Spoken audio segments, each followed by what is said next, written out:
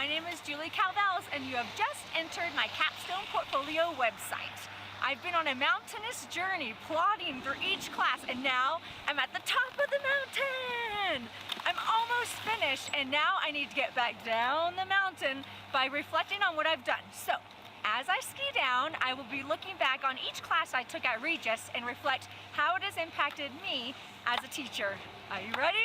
Let's go!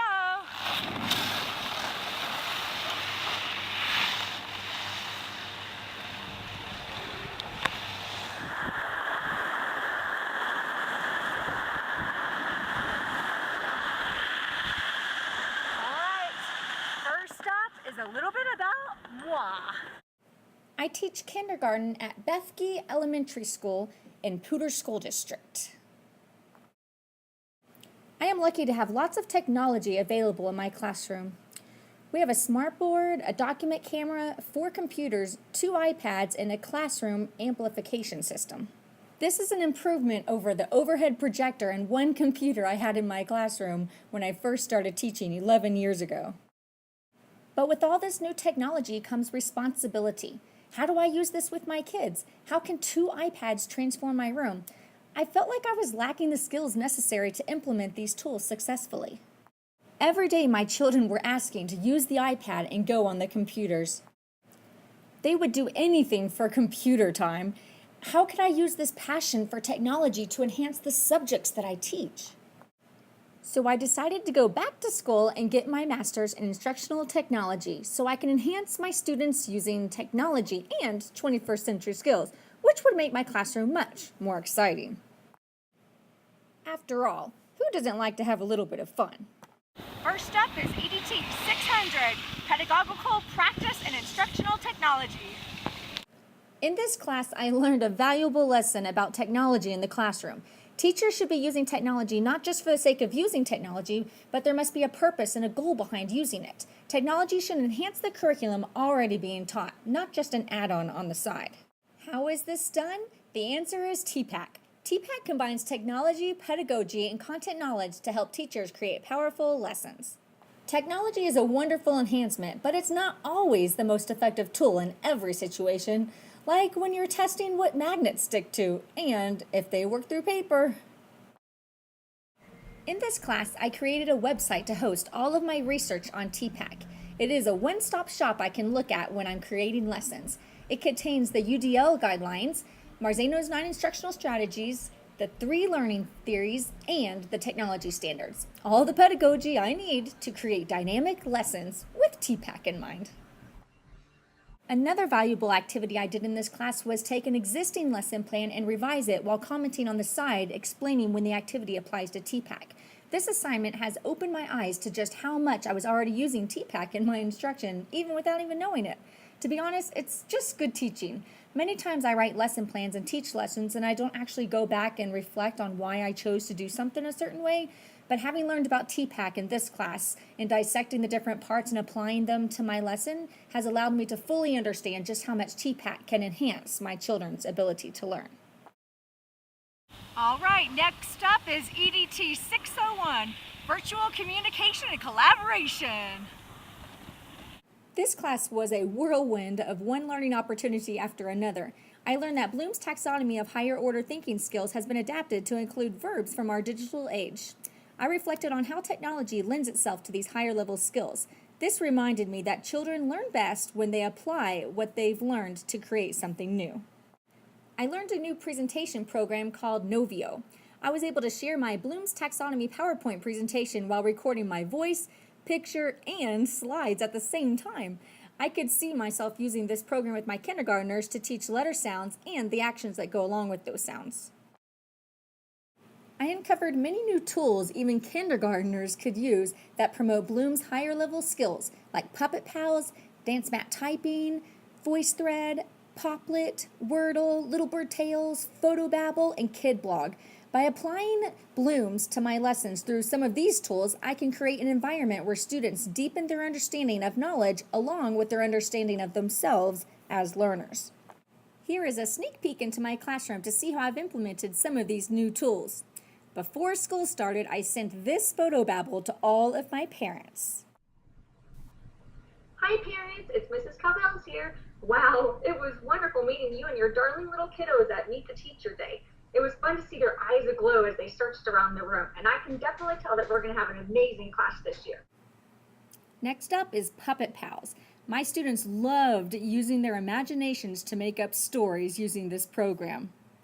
So, I'm going to be the size of an inchworm. Please don't turn me into an inchworm. Size of inches, please. 1, 2, 3, poof. I'm the size of an inchworm. We created a class story on Little Bird Tales of what would happen if you give a kindergartner an iPad. This was the very first time that my kids had ever recorded their voice. We talked about how to speak loudly and clearly into the microphone. A kindergartner iPad. He will be motivated to learn. He'll discover a lot of cool educational apps. He'll probably want to share the iPad with his friends too. After exploring magnets around the room, they shared their learnings using VoiceThread. The magnet hunt. It was really fun, and it even stuck to the stapler. It must be made out of steel or iron. No, it doesn't stick to paper. In this class, I also learned about digital citizenship and that it's never too early to start teaching about responsibility on the internet. I created this poster with one of my colleagues. We actually used Google Docs, Google Chat, and Word to communicate simultaneously, and we created this child-friendly poster teaching digital citizenships, and we can use it with our kindergartners. This class has been a real eye-opener for me. I came to realize that technology can enhance any grade level. I am a kindergarten teacher, and I was a little bit concerned that I would be learning lots of really neat Web 2.0 tools, but not be able to use them with my kindergarten class. As you can see from the videos, I was incorrect, because even the little ones can create podcasts, blogs, wikis, and contribute to publishing videos. One of my goals this year is to become blogging buddies with Mrs. Moran's kindergarten class, another teacher I met at Regis. All right, we're working our way down the mountain. Next up is EDT 602, Instructional Design. Are you ready? All right, watch. Let's go. This was one of my favorite classes because I created a backwards design unit about animals and their needs. By teaching with the end learning goal in mind, I was able to make sure that all of my learning activities led to the overall goal. It was also fantastic developing lessons that I can actually use with my students. I learned how to analyze content standards, 21st century skills, and nets, which allowed my students to dig deeper into their own thinking. And boy, what a terrific impact it had. The animal research project at the end was a huge success. It was a tall order, but my kindergartners rose to the task. They researched an animal of their choice and created a flip book and a poplet so they could teach each other about their animals. As a class, we created a rubric so my students knew my expectations on how they would be graded. It's also a great way to provide feedback, one of Marzano's 9 instructional strategies. I also created a website for our animal research project culminating activity. I explained the project using this Voiki. You have been given all the money needed to open your own zoo, but a good zookeeper knows that animals need to eat and be in their natural habitat. Are you ready for this adventure? The website has a research page with links that children can use to access kid-friendly information about their animal. It also has pictures of my students' homemade poplets. I always strive to create fun cross-curricular experiences that will motivate, challenge, and excite my students to do their best. And this lesson did just that.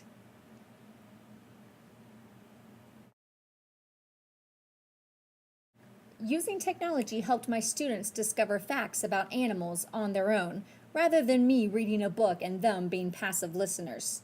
They went home and showed their parents, even grandparents in different states, about their poplet creations. They were very proud. How big does it get? The red-winged parrot of Australia is the medium-sized parrot. Parrots live in trees. Medium-sized parrot. It eats nuts and berries.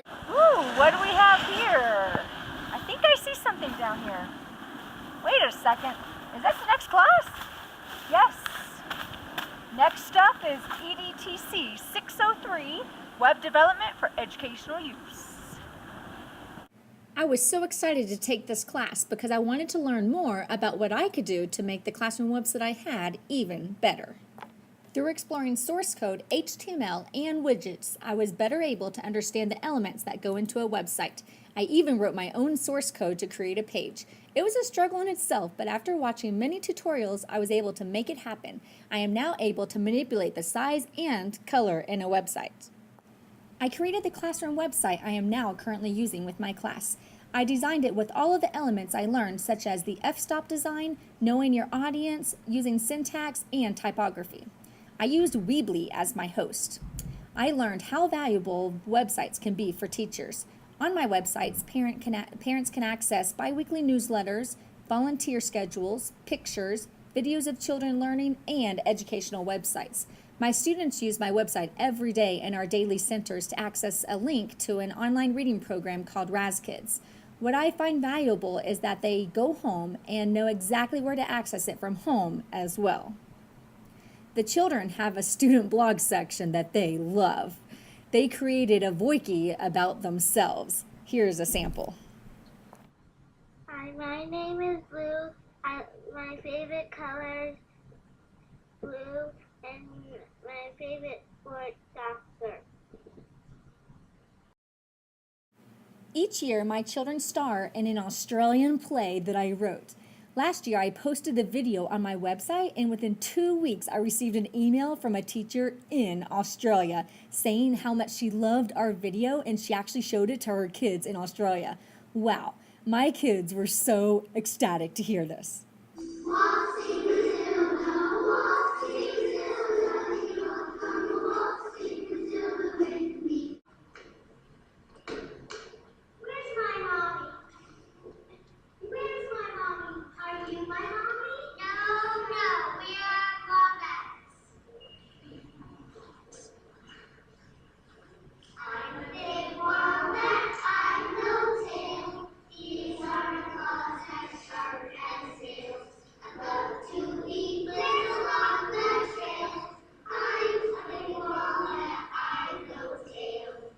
All right, next up is EDTC 605, Multimedia.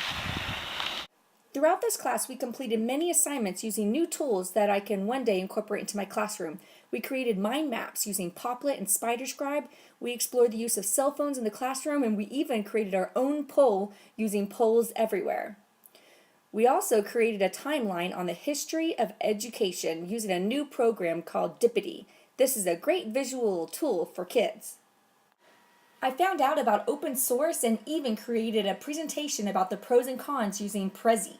I also created a video explaining how to use one of the applications I discovered called Child's Play. Here's Child's Play. That sounds kind of weird, doesn't it? All right, so here is a free source. It's called Child's Play. My favorite part of this class was creating a presentation on blended learning and how it could look in a kindergarten classroom. My answer is iPads. Managing 20+ kindergartners who seek individual attention is not an easy task. By adding iPads or computers to a station where children rotate through during literacy centers is a step in the right direction. Instead of children being at an independent center playing games with no feedback and a chance to be off task, they can be highly engaged using drill and practice software to practice phonics, math, and handwriting. The teacher can then use generated reports to identify strengths and weaknesses. This will allow students to move at their own pace and at their own level of instruction. I also found some awesome apps I could use with my kindergartners. Slowly throughout the year, I tested them out with my kids to consider if it was a keeper or not. Some favorites were Glow Draw, Magnets, Chictionary, and Spelling Bug. The children loved testing out these apps.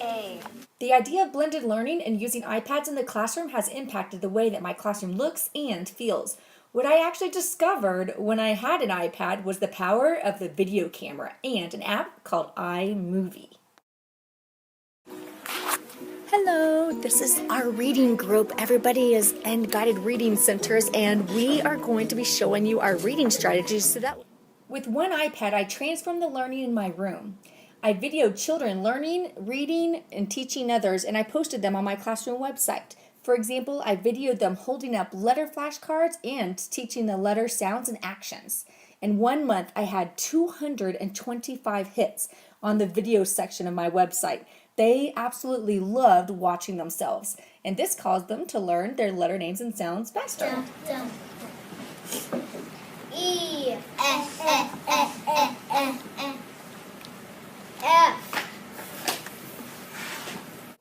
It wasn't just the parents using my website to learn about my classroom, but the children were using it to learn and to view themselves. It inspired them to want to write better and produce a higher quality of work so I can pick them to be in a video. There was something magical about the iPad camera. If the dinosaurs came back, mine would be a triceratops. I would feed it him, and I would train him to be a good dinosaur. The idea of posting videos to my classroom website to reinforce what we're doing in the classroom was a brilliant idea. In a way, it's like the flipped classroom for the kindergarten classroom. I would like to share a poem with you, and it is called Boa Constrictor. Oh, I'm being eaten by a boa constrictor, a boa constrictor, a boa constrictor. I'm being eaten by a boa constrictor, and I don't like it one bit.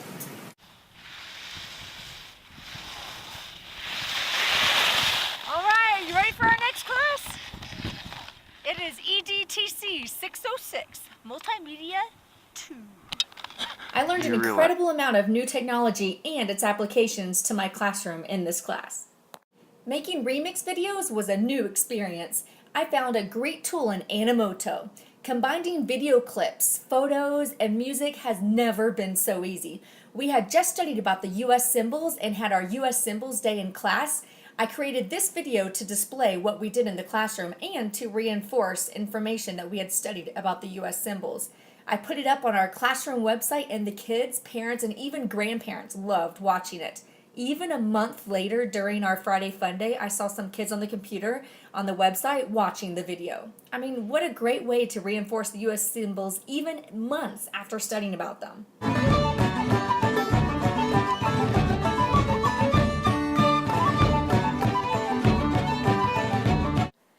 I learned how to create a storyboard and create a digital story using pictures in iMovie. I created a story with the help of my students. It's called How the Bobcat Got Its Name. The most challenging part of iMovie was figuring out how to zoom in and out of the photos the way that I wanted. Once I finally realized how to do it, it was no trouble at all. While making the video, it hit me how much we really do learn by having direct interaction with the content. This is nothing new. I know of the constructivist approach to learning and having my kids doing all of the time, but I didn't realize how true this was until I created this movie. The video teaches our schools 4 character traits of respect, responsibility, integrity, and kindness. After making the video, I now use these character traits by name more in my classroom. For example, when someone comes into the room and hangs up their backpacks and chooses their lunch, I praise them for being responsible. I learned more from creating the video than I would have if I had only just watched the video. Does this sound familiar? Bloom's highest level of thinking, creating. In this class, I discovered how to create podcasts using Audacity. Here is a sample of a podcast I put on the volunteer section of my class website. Dog goes poof, cat goes meow, bird goes tweet, and mouse goes squeak. Cowbell says thanks for helping out. You are the best for saying yes. But there is one thing you need to know. What does a kid say? Give me a papa. Give me a papa. Well, you get the idea. It was so much fun to create. My kids laughed and laughed, and eventually they started making up their own songs to what the fox says. In the future, I can envision my kids creating their own podcasts too. What a great tool to help develop reading, speaking, and writing skills. All right, next up is EDTC 614, integrating technology into the curriculum. My understanding of technology integration has had a major impact in the setup of my daily center rotations and classroom instruction. In one of the online lessons I critiqued, I learned a new strategy on how to use the computers effectively, even if you only have a few computers. I now rotate my computers as part of my daily literacy rotation. When it is time for the children to rotate to table number 2, they alternate each day who was on the computer. So in 1 week, I have each kid in my class going to the computers for 2 20-minute sessions. This class allowed me to create many lessons integrating technology. In one particular lesson, I created a word family book that went along with playing a game on the computer. The kids loved rotating to the computer during our stations. The book gave them a purpose for playing the game, and afterward, I had evidence on what they learned. The rubric on the back of each page was an excellent way for kids to stop and reflect on the sentence that they wrote. After they finished their book, they got together with their book buddies and read the words to them. The book buddies then had some reflective questions to ask. The kids loved sharing their books with their buddies. I learned the importance of keeping children accountable and having high expectations. Rubrics are a great way to do this. I created this workstation rubric with my kids. It's a great visual representation that hangs in the front of my classroom. I refer to it every once in a while when my students need a reminder of my expectations during centers. It gives my students more responsibility and ownership of their work.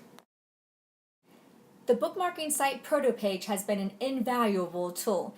I add and refer back to these bookmarks on a daily basis. There is so much on the internet, and my ProtoPage is an excellent way to organize and make sense of it all, so I can go back and use them when the time is right. All right, it's electives time. My first elective is EDRG 602, Reading and Writing Connections. Yay! In this class, I learned that the writing process is not always linear. There is not one formula or process that works for every person. Writing is unique to each individual. I created a journal entry each week in this class. It taught me something about myself as a writer. When I first read that I was going to have to keep a writer's notebook, I was a little turned off and thought of it as work. But each week I scrolled back through my previous writings, and I was actually proud of them. I created many lessons, including a shared writing on how to fill a bucket. After writing, I took pictures of their work and uploaded them to Little Bird Tales. The kids then recorded what they wrote, and we created a class book of what fills their bucket. When I showed the video, they were so quiet and they were in awe. One child said, "Can we do it again?" Another one said, "Hey, can we make an ABC book like Chicka Chicka Boom Boom and put it on there too?" It was very inspiring. I can fill a bucket by playing with my sister. I can fill a bucket by helping my mom. All right, next up on this long downhill battle is EDRG 644, Teaching Reading and Writing. In this class, I created a scope and sequence of phonemic and phonological awareness for a kindergarten classroom. Since I teach kindergarten, this schematic is near and dear to me. Every morning during our literacy instruction, we cover one of these skills, so it was very helpful to my teaching to be able to break each of these skills apart and give examples of how they could be implemented in the classroom. Assessment guides my instruction. I learned a new assessment called the Core Phonics Survey by Scholastic. I used this assessment with one of my higher readers. Our reading program has phonetic skills for low, on-level, and beyond-leveled readers, but some of my kids are even above the beyond level. This assessment can teach me the strengths and weaknesses of my higher readers and what I, as a teacher, need to focus my instruction on. I kept a detailed journal of my experience with administering and interpreting the results of a DRA test I gave to a student while another colleague observed. I enjoyed collaborating with another one of my kindergarten teachers. The hardest part of assessing is in interpreting the data and deciding on the next steps. It was very helpful to bounce ideas off of each other and talk about the next steps. Once again, this shows the power of collaborating. All right, we're almost to the bottom. I can see it now. Next up is EDTC 610, my Instructional Technology Capstone Project. Woo-hoo! This class gave me the opportunity to summarize all of my learnings throughout the past year and a half at Regis. This video and my Capstone website is a result of this mammoth reflection, and it has certainly been an inspiring journey. My lessons now reflect my new learned skills, and I am a better teacher because of it. I want to give a big thanks to my husband Eric, my family, and colleagues at Regis for encouraging me along the way and helping me to accomplish my goal. All right, I'm at the bottom now. Woohoo!